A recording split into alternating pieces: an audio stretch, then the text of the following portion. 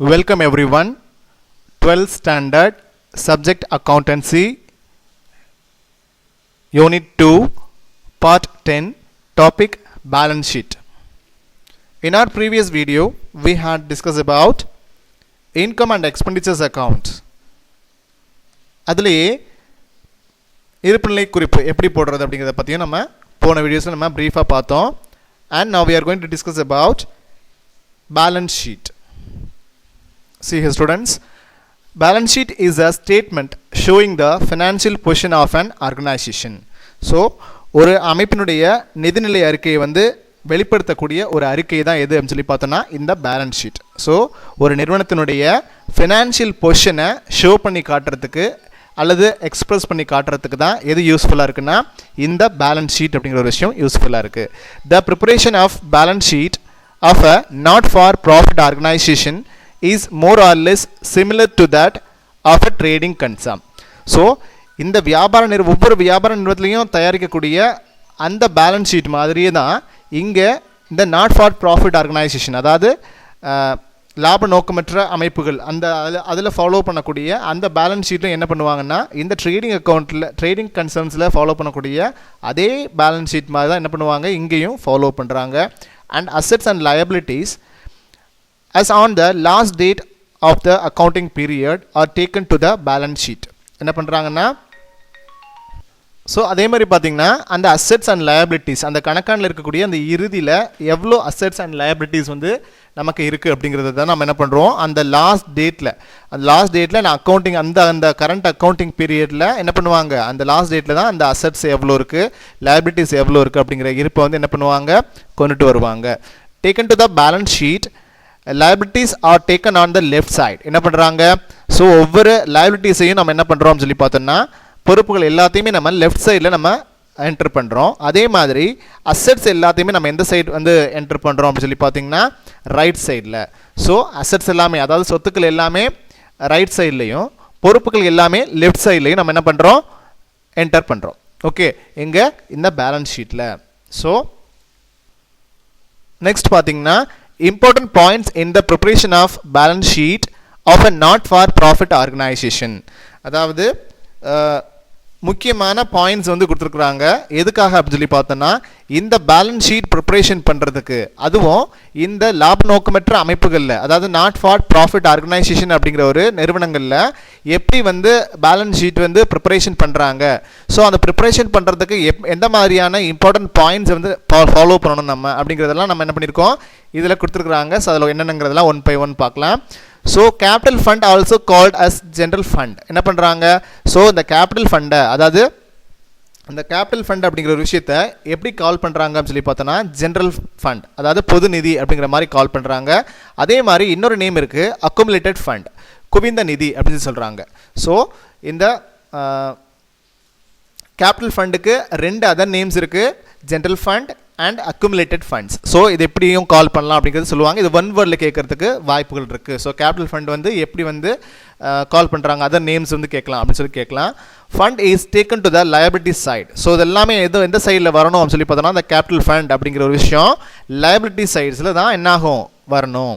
So surplus in the income and expenditure account is added to the capital fund. என்ன பண்ணுறாங்க இப்போ ஏதாவது இந்த இன்கம் அண்ட் எக்ஸ்பெண்டிச்சர்ஸ் அக்கௌண்ட் வந்து நம்ம கால்குலேட் பண்ணும்போது அதுலேருந்து கிடைக்கக்கூடிய அந்த சர்ப்ளஸ் அமௌண்ட் அதாவது உபரியாக இருக்கக்கூடிய அந்த அமௌண்ட்டை வந்து நம்ம என்ன பண்ணுறோம் சொல்லி பார்த்தோன்னா இந்த கேபிட்டல் ஃபண்டோட ஆட் பண்ணுறோம். சரியா, அந்த முதல் நிதியோட நம்ம என்ன பண்ணுறோம் ஆட் பண்ணுறோம். ஸோ முதல் நிதினாலும் ஒன்று தான், ஜென்ரல் ஃபண்டுனாலும் ஒன்று தான், அக்குமுலேட்டட் ஃபண்டுனாலும் சேம் மீனிங் தான்.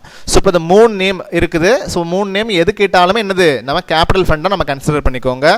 அண்ட் சர்ப்ளஸ் அமௌண்ட் இருந்ததுன்னா என்ன பண்ணணும் நம்ம கேபிட்டல் ஃபண்டோட ஆட் பண்ணணும். அண்ட் டெபிசிட் அமௌண்ட் இருந்ததுன்னா ஸோ டெபிசிட் அமௌண்ட் இருக்கும்போது நம்ம என்ன பண்ணணும் அதை மைனஸ் பண்ணணும் எதோட கேபிட்டல் ஃபண்டோட. ஸோ இதில் இந்த பேலன்ஸ் ஷீட் நம்ம ப்ரிப்பரேஷன் பண்ணும்போது ஸோ நமக்கு வந்து சர்ப்ளஸ் அமௌண்ட் இருக்கா டெபிசிட் அமௌண்ட் இருக்கா அப்படிங்கிறது நம்ம இன்கம் அண்ட் எக்ஸ்பெண்டிச்சர்ஸ் அக்கௌண்ட் போடும்போது நமக்கு தெரிஞ்சு போகும். ஸோ அந்த அமௌண்ட் நம்ம என்ன பண்ணணும் எந்த மாதிரியான அமௌண்ட் இருக்குது அப்படிங்கிறத பார்த்துட்டு நம்ம என்ன பண்ணணும் ஆட் பண்ணணுமா அல்லது லெஸ் பண்ணணுமா அப்படிங்கிற டீட்டெயில் நம்ம என்ன பண்ணிக்கணும் அங்கே நம்ம ஒரு சொல்யூஷனுக்கு வரணும். தென் டுட்டோரியல் நோட் பார்க்கலாம். if capital fund of the organization is not given in the problem.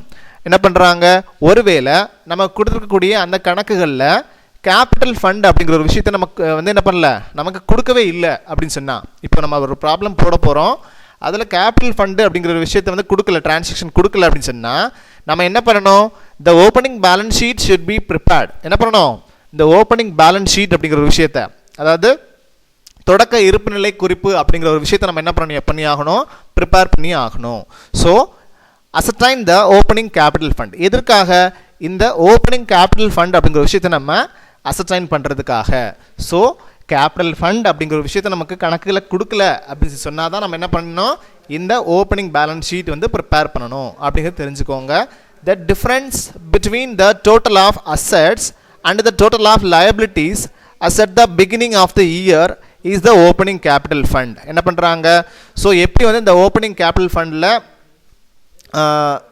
ஃபண்டை கண்டுபிடிக்கிறாங்க அப்படின்னு பார்த்தீங்கன்னா டிஃப்ரென்சஸ் வந்து பார்க்குறாங்க. எதற்கும் உள்ள டிஃப்ரென்சஸ் பார்க்குறாங்க.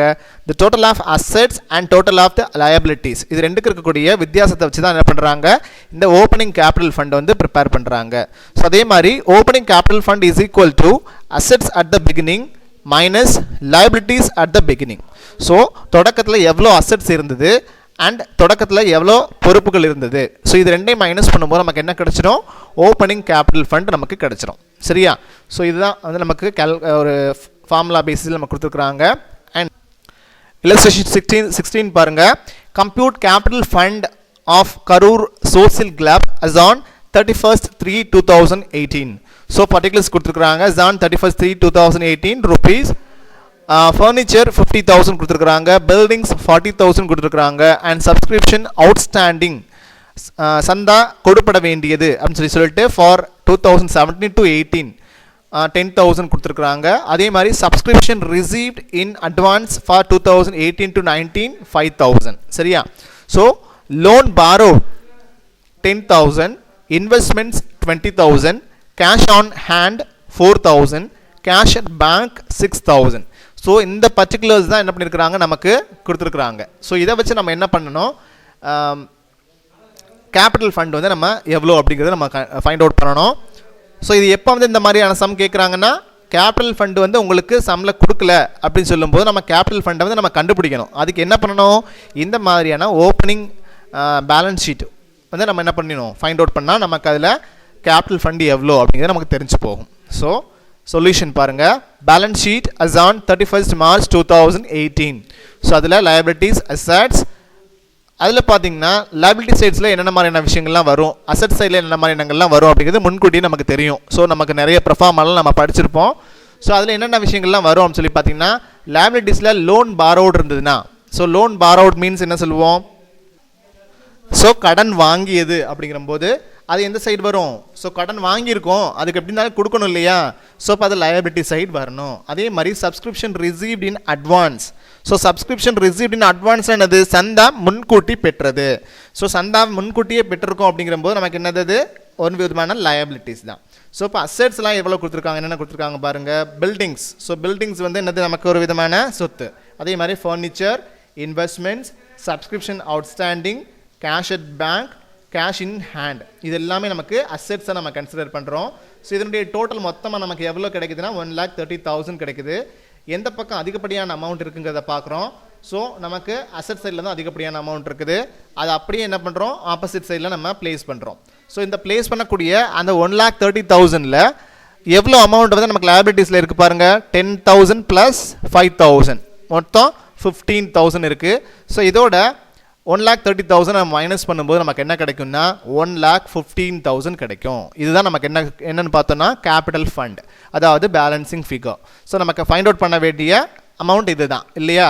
ஸோ இப்போ நம்ம டிஃபரன்ஸ் அமௌண்ட்டை பார்க்கும்போது அசெட்ஸ் மைனஸ் லயபிலிட்டிஸ் நம்ம பார்க்கும்போது நமக்கு என்ன கிடச்சிருச்சு, இந்த கேபிட்டல் ஃபண்ட் கிடச்சிருச்சு. சரியா, ஸோ அதே மாதிரி எப்படி வேணாலும் கேட்கலாம், அதை கேபிட்டல் ஃபண்டுன்னு கேட்கலாம், அதே மாதிரி அக்குமுலேட்டட் ஃபண்டுன்னு கேட்கலாம், அதே மாதிரி வேறு எந்த விதமாக கேட்கலாம்,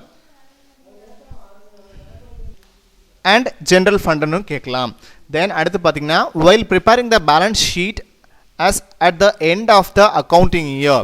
ஸோ என்ன பண்ணுறோம், ஒவ்வொரு எண்ட் ஆஃப் த அக்கௌண்டிங் இயர்லேயும் நம்ம என்ன பண்ணுறோம், பேலன்ஸ் ஷீட் வந்து ப்ரிப்பேர் பண்ணுறோம். அப்போது the closing balances of cash and bank. So என்ன பண்ணுறோம், க்ளோசிங் பேலன்சஸ் ஆஃப் கேஷ் நம்ம எவ்வளோ க்ளோசிங் பேலன்ஸ் இருக்குது, அதே மாதிரி பேங்க் பேலன்ஸ் எவ்வளோ இருக்குது, இது எல்லாமே என்ன பண்ணணும்னா should be taken to the asset side of the balance sheet. என்ன பண்ணுறாங்க, நம்ம சொத்துக்கள் பக்கத்தில் பேலன்ஸ் ஷீட்டில் இந்த டீட்டெயிலாம் எடுத்துக்கிறாங்க. ஓகேவா?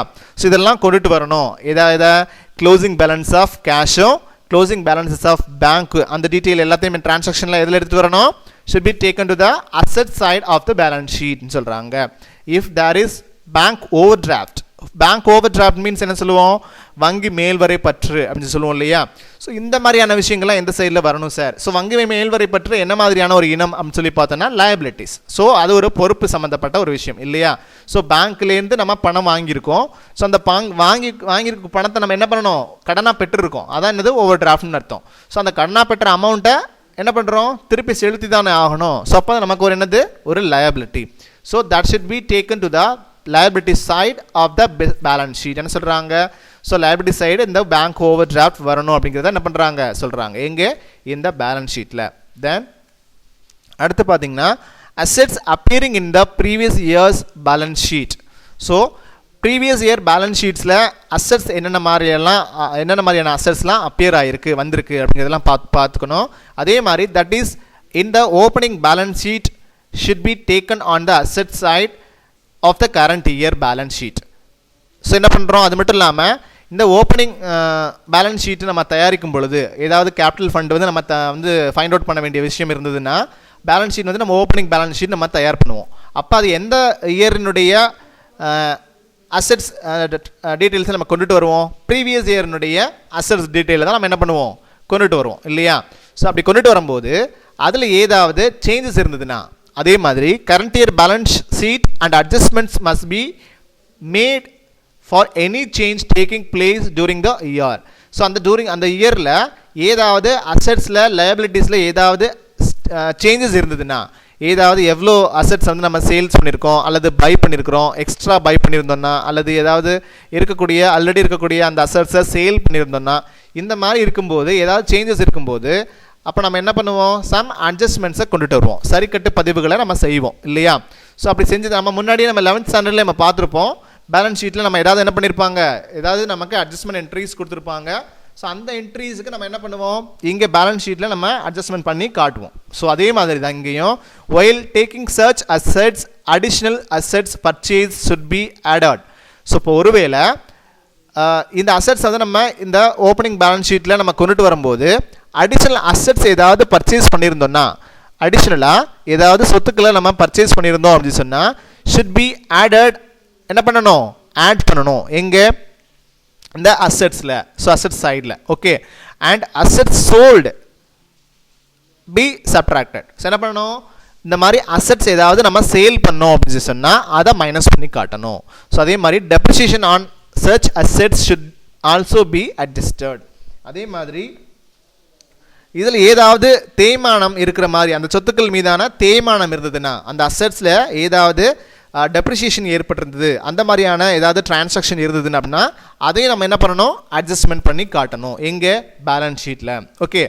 அண்ட் தென் டுட்டோரியல் நோட் ஒன்று இருக்குது பாருங்கள், new assets purchased or assets sold are to be found out by referring to the receipts and payment account. என்ன பண்ணணும், ஏதாவது ஒரு புதிய சொத்துக்களை ஒரு நியூ அசெட்ஸ் வந்து நம்ம வாங்கியிருந்தோம், பை பண்ணியிருந்தோம் அப்படின்னு சொன்னால், அண்ட் ஏதாவது ஒரு அசெட்டை சேல் பண்ணியிருந்தோம் அப்படின்னு சொன்னால் அந்த ஒரு விவரங்களை வந்து நம்ம எங்கே இருந்து நம்ம தெரிஞ்சுக்க முடியும் அப்படின்னு சொல்லி பார்த்தீங்கன்னா, நம்மளுடைய ரிசிப்ட்ஸ் அண்ட் பேமெண்ட்ஸ் அக்கௌண்ட்ஸ் இருக்கும், அதாவது பெறுதல்கள் மற்றும் செலுத்தல்கள் கணக்குன்னு சொல்லி பார்த்துருப்போம். அந்த கணக்கை நம்ம பார்த்தோம், அந்த டீட்டெயில் என்னென்ன மாதிரியான டிரான்சாக்ஷன்லாம் இருக்குங்கிறத பார்த்தோம்னா என்ன மாதிரியான நியூ அசெட்ஸ் வாங்கியிருக்கோம் அல்லது எந்த மாதிரியான அசெட்ஸை சேல் பண்ணியிருக்கோம் அப்படிங்கிற டீட்டெயிலாம் நம்ம எதுன்னு தெரிஞ்சுக்க முடியும், இந்த மாதிரியான ரெசிப்ட்ஸ் அண்ட் பேமெண்ட்ஸ் அக்கௌண்ட்ஸை நம்ம பார்த்தோன்னா நமக்கு எல்லா டீட்டெயிலுமே நமக்கு தெரிஞ்சு போகும். சரியா. அடுத்து பார்த்தீங்கன்னா ப்ரீபெய்டு எக்ஸ்பென்சஸ், அதாவது நடப்பாண்டில் இறுதியில் இருக்கக்கூடிய முன்கூட்டியே செலுத்தக்கூடிய செலவுகள், அதெல்லாமே ப்ரீபெய்டு எக்ஸ்பென்சஸ்ன்னு சொல்லுவோம். அண்ட் அக்ரூட் இன்கம்ஸ், அது மட்டும் இல்லாமல் பெற வேண்டிய வருமானங்கள், அதெல்லாம் என்ன சொல்லுவோம், accrued incomes னு சொல்லுவோம். As at the end of the current year should be taken to the asset side on the balance sheet. இது எல்லாத்தையுமே நம்ம என்ன பண்ணணும், prepaid expenses ஆகட்டும் and accrued incomes ஆகட்டும், இது எல்லாத்தையும் நம்ம அந்த current yearல end of the yearல என்ன பண்ணணும், பேலன்ஸ் ஷீட் பக்கத்தில் அசெட் சைடில் கொண்டுட்டு வரணும். பேலன்ஸ் ஷீட்டில் அசெட் சைடில் நம்ம என்ன பண்ணணும், இந்த டீட்டெயிலாம் நம்ம கொண்டுட்டு வரணும், எடுத்துக்கணும்னு சொல்கிறாங்க. அண்ட் அடுத்து பார்த்தீங்கன்னா outstanding expenses at the end of the current year. அதே மாதிரி நடப்பாண்டில் இறுதியில் இருக்கக்கூடிய கொடுபட வேண்டிய செலவுகள் ஏதாவது இருந்ததுன்னா, அதே மாதிரி current year and any income received in advance during the current year. So என்ன பண்ணுறோம், அது மட்டும் இல்லாமல் ஏதாவது முன்கூட்டியே பெற்ற வருமானம் இருந்தது அப்படின்னு சொன்னால் இது எல்லாத்தையுமே என்ன பண்ணணும்னா should be taken to the liability side of the balance sheet. So balance ஷீட்டில் liability sides என்ன பண்ணணும், இந்த மாதிரியான டீட்டெயிலாம் நம்ம எடுத்துடணும், டிரான்சாக்ஷன்ஸ்லாம். So outstanding expenses and income received in advance, so அந்த கரண்ட் இயரில். ஓகே, ஸோ இது இந்த மாதிரியான டீட்டெயிலாம் வந்ததுன்னா என்ன பண்ணணும், பேலன்ஸ் ஷீட்டில் liability sidesல எடுத்து வரணும் அப்படிங்கிறத நம்ம என்ன பண்ணியிருக்கிறாங்க, நமக்கு இங்கே நோட் பண்ணி காட்டியிருக்காங்க. அண்ட் அடுத்து பார்த்தீங்கன்னா if there are any specific funds such as tournament fund and prize fund etc. So இந்த மாதிரி ஏதாவது ஸ்பெசிஃபிக்கான ஃபண்ட்ஸ் ஏதாவது இருந்ததுன்னா, அதே மாதிரி டோர்னமெண்ட் ஃபண்ட் இருக்கலாம், ப்ரைஸ் ஃபண்ட் இருக்கலாம், இதெல்லாம் வந்து என்ன பண்ணணும் அப்படின்னா these fund should be shown on the liability side. என்ன பண்ணணும், liability சைடில் இந்த மாதிரியான ஸ்பெசிஃபிக் ஃபண்ட்ஸ் ஏதாவது கொடுத்துருந்தாங்கன்னா கொண்டுட்டு வரணும். Side of the balance sheet separately, தனிப்பட்ட முறையில் கொண்டுட்டு வரணும். Any income to the fund should be added to the fund account. என்ன பண்ணணும், அதே மாதிரி ஏதாவது வேறு விதமான ஏதாவது இன்கம்ஸ் வந்து நமக்கு கொண்டு இருக்குது அப்படின்னு சொன்னால் அதுவும் இந்த ஃபண்ட் அக்கௌண்ட்டில் ஆட் பண்ணணும். சரியா, அதே மாதிரி வேறு ஏதாவது எக்ஸ்பென்சஸ் ரிலேட்டட் டிரான்சாக்ஷன்ஸ் இருந்ததுன்னா அதை நம்ம என்ன பண்ணணும், ஃபண்ட் அக்கௌண்ட்டில் சப்ட்ராக்ட் பண்ணி காட்டணும், கழிக்கணும் from the fund account in the balance sheet. So இந்த பேலன்ஸ் ஷீட்டில் ஃபண்ட் அக்கௌண்ட்டில் எதை லெஸ் பண்ணணும், எதை ஆட் பண்ணணுங்கிறத இதில் கொடுத்துருக்குறாங்க. ஸோ அதை பார்த்துக்கோங்க. If there is any specific fund investment, ஏதாவது இன்வெஸ்ட்மெண்ட்ஸ் இருந்ததுன்னா ஸோ அதையும் கூட என்ன பண்ணணும், நம்ம எப்படி எங்கே இதை சைடு கொண்டு வரணும் அப்படிங்கிற சொல்லியிருக்கிறாங்க. இன்வெஸ்ட்மெண்ட்ஸ் எல்லாம் என்ன பண்ணணும் பாருங்கள், should be taken to the asset side of the balance sheet. So balance ஷீட்டினுடைய சொத்துக்கள் பக்கத்தில் நம்ம என்ன பண்ணணும், கொண்டுட்டு வரணும் அப்படின்னு சொல்லியிருக்காங்க. ஸோ இதெல்லாம் தான் என்ன பண்ணணும், நம்ம பேலன்ஸ் ஷீட் நம்ம ப்ரிப்பரேஷன் பண்ணும்போது எந்தெந்த இனங்களெல்லாம் நம்ம எந்தெந்த பக்கம் கொண்டு வரணுங்கிற டீட்டெயில்ஸ் தான் நம்ம என்ன இருக்கிறாங்க பேலன்ஸ் ஷீட்டில் இதெல்லாம் கொண்டு வரணும்னு சொல்லிட்டு நம்ம தெரிஞ்சுக்கிறதுக்காக இந்த மாதிரி நிறைய டுட்டோரியல் நோட்ஸும் ஸ்டூடெண்ட்ஸ் ஒரு நோட்ஸும் என்ன பண்ணியிருக்காங்க, கொடுத்துருக்குறாங்க. ஸோ இது எல்லாத்தையும் கவனித்து ஒழுங்காக பார்த்து தெரிஞ்சு சொல்லிட்டு வரும்போது ஒன் பை ஒன் கவனிச்சிட்டே வந்துருந்தீங்கன்னா, அது மட்டும் இல்லாமல் அதை பார்த்து மைண்டில் ஃபிக்ஸ் பண்ணிட்டீங்கன்னா தான் நீங்கள் கணக்குகள் செய்யும்போது உங்களுக்கு ஒன் பை ஒன் ஞாபகம் வரும். ஸோ அதை வச்சு நீங்கள் ஈஸியாக ஃபைண்ட் அவுட் பண்ணலாம். தென் இதில் ஏதாவது டவுட்ஸ் இருந்தால் என்னோட நம்பருக்கு கால் பண்ணி அதை கிளியர் பண்ணிக்கோங்க. Until then, bye students.